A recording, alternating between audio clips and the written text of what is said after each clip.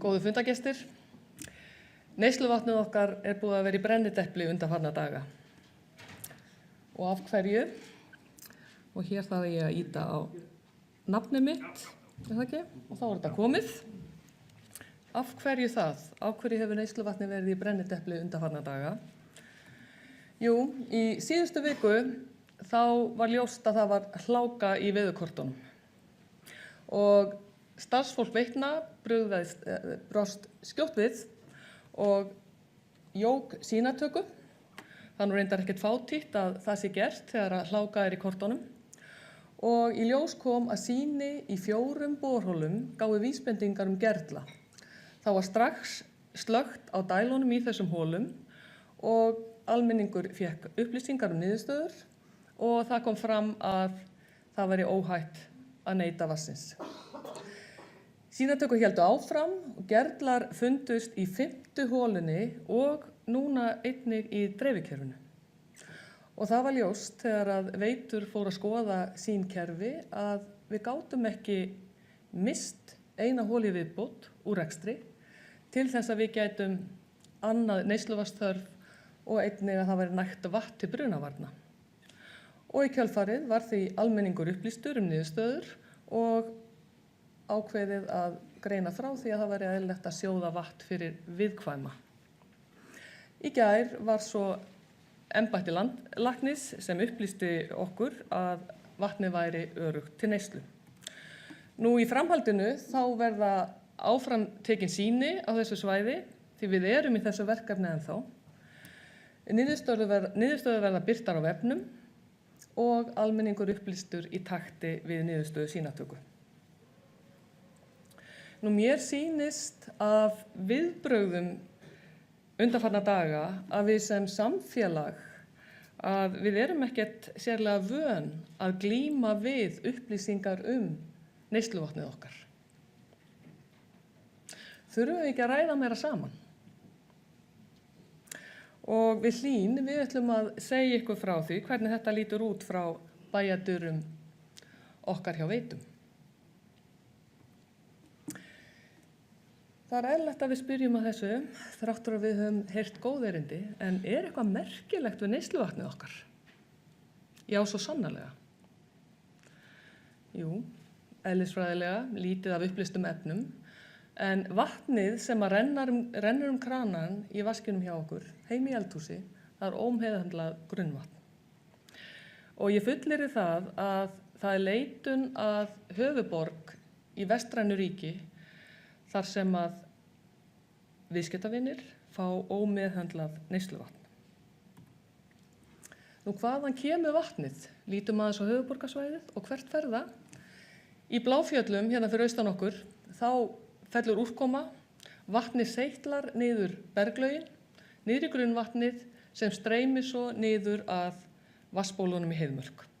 Þar því dælt upp og það fer dælustöðvar og miðlunargeyma og inn til viðskiptavina, til heimilana, til fyrirtækjana og svo einnig séð til þess að það sé nægt vatn til þess að unnt sé að slökkva elda ef að þeir kvikna.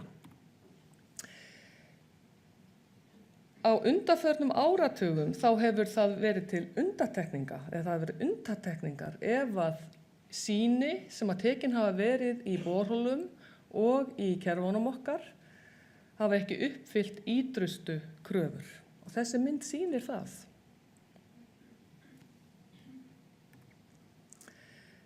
Nú hvert og eitt okkar, svona bara við sem almenningur inn á okkar heimilum, þá erum við að nota 150 lítra af vatni á dag.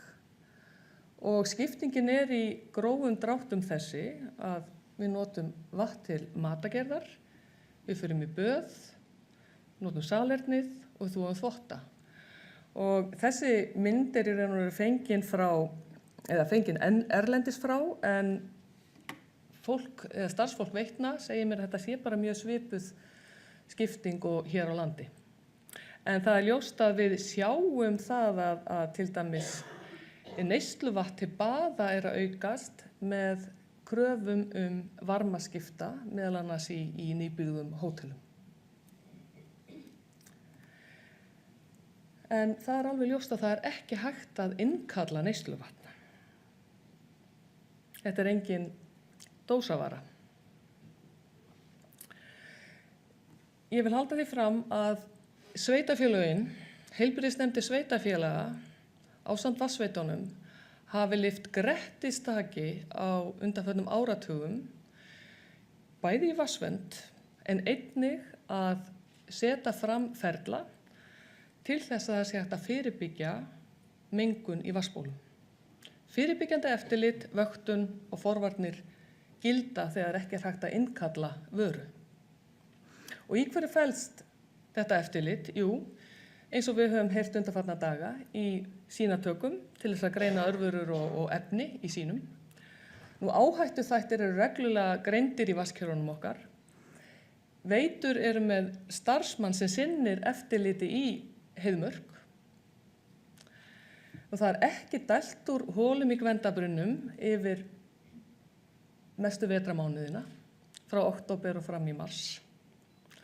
Og það er strax brugðist við tilkynningum þörf á viðgerðum og úrbótum. Þessi mynd sýnir suðvesturhornið. Hún er tekin af vef Orkustofnunar og blái liturinn sýnir vatnsverndarsvæðið. Kemur það einhver á óvart hversu stórt landsvæði er skilgreint sem vatnsvernd? Já, það kom mér á óvart þegar ég horfa á þetta svona. Og þetta segir mér það að það er mikilvægt að hvert og eitt okkar að við hugsum það hvernig við högum okkur á vatnsverndarsvæðinu. Því að vatnsvernd er besta forvörnin til þess að tryggja gæði neysluvatns. En snúum okkur nánar á vatnsverndarsvæði höfuðborgarsvæðisins.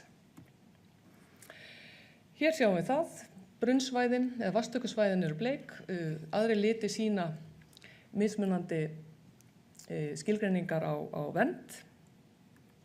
Og ég fullyrði það hér að Gvendabrunnar eru verðmætasta lógó samstæðu Orkuveitu Reykjavíkur. Gvendabrunnarnir standa næst mínu hjarta. Frá vatnsbólunum okkar þá liggja lagnir eins og æðakerfi mannslíkamann. Og í mínum huga að þá eru vatnsverndarsvæðin eins og lungu vatnsbólana. Hvert og eitt okkar hér inni, við erum að glíma við þessa stundina utanakomandi ógnir sem ráðast af okkar líkama. Og það fer eftir því hversu gott ónæmiskerfið okkar er, hvernig okkur tekst að eiga við það. Einhver ykkar hafa kannski leið í flensu til dæmis. En það stæðja líka ógnir að vatnsbólunum. Ég vil nefna fyrst að byggðin hefur vaxið gríðarlega undanfarna áratugi og vatnsverndarsvæðið okkar Heiðmörk er dásamlegt svæði og eðlilega þá leitum við þangað inn til að njóta útivistar.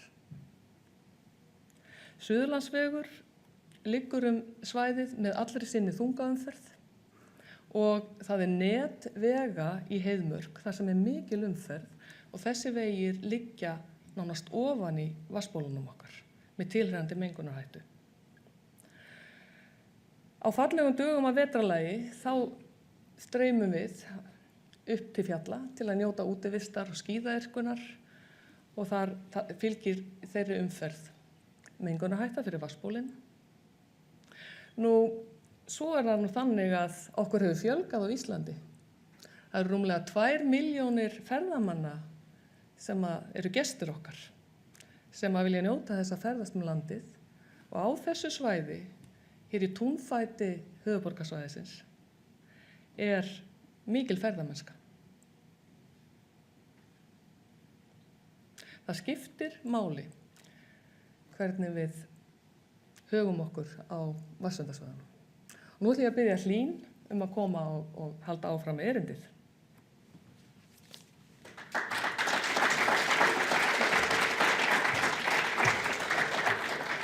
Sæl.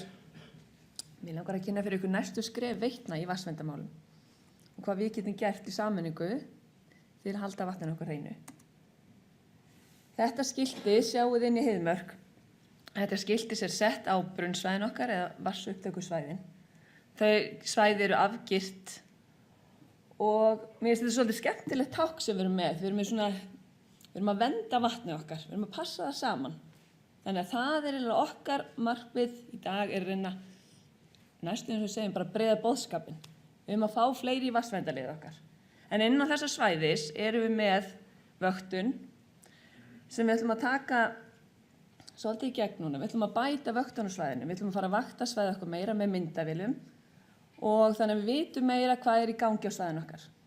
En þarna fyrir innan brunnsvæðisins er ekki möguleiki að fara inn á nema í fylgd með starfsmanni vatnsveitunar hjá okkur og það þarf að lekaskoða alla bíla. Við ætlumst til þess að allir bílar sem fara inn á brunnsvæði séu lekaskoðaðir.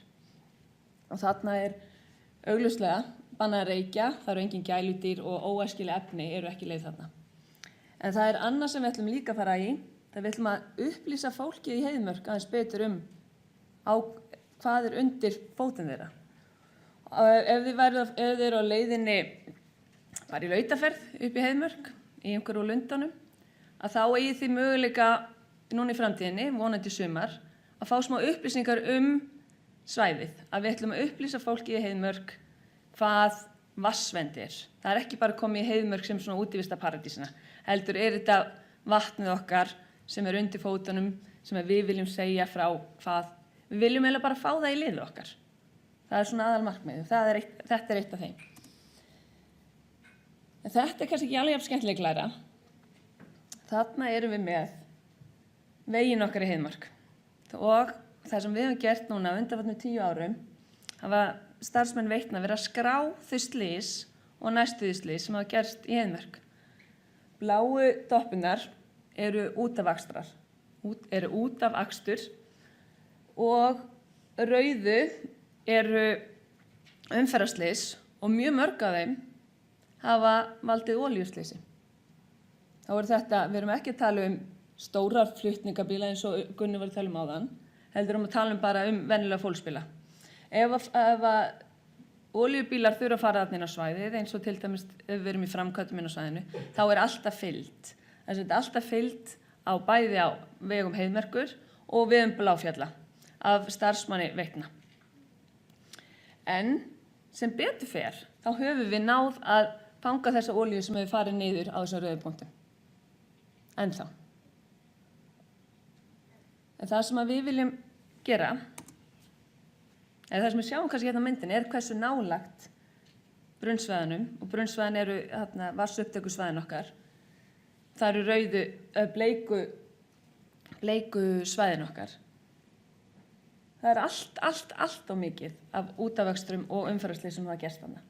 Það er svona langar okkur, hjá Veitum, að loka og byrja því að loka tímabundið með stýrðri lokun. Þá er ég að tala að loka svæðinu á nóttunni og kvöldi til og loka þegar vegurinn í Heiðmörk er í það slæma ástandi.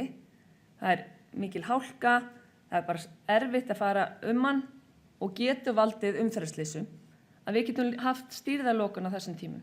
Og þá er ég að tala svona svipaða stýringu eins og þeir fara í svona sumbústaðahverfi sem er hægt að stýra þegar opið og lokað. Þetta teljum við þessi bara mjög nauðsynlegt að við byrjum á að gera. En af hverju erum við svona áhyggjur olíunni? Það er bara eins og Gunnar var að tala á þetta er rosalega mikilvægt. Þetta er svo, við getum bara skemmt, gerðlamengunin gær, það er eitthvað sem hægt að gera. Við getum lokað borholum, við getum aðeins stjórna því. Við getum ekki stjórna því þegar olía fer niður. Þá getum við bara, ef olía fer niður, hún getur skemmt vatnsbólun okkar til 10 ára eða bara til framtíðar. Svo við zoomum aðeins út, þá er það líka Bláfjallavegur og Suðurlandsvegur sem eru bara mjög hættulegir. Og sumir staðir eru hættulegir en aðrir á þessum svæðum, bara vegna strauma.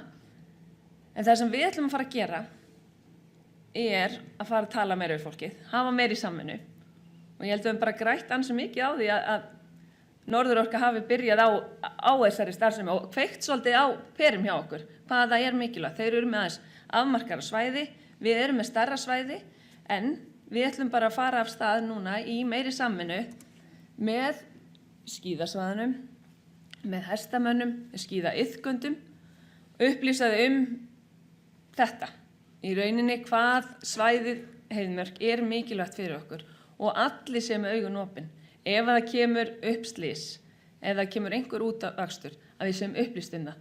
Og ef að þið eruð á leiðin upp í Heiðmörk, eða eruð í Bláfjöllum, eða Suðurlandsveginum, eruð annarkvort lendið í eða verðið vitni af slysi, að hringja það bara strax í 112.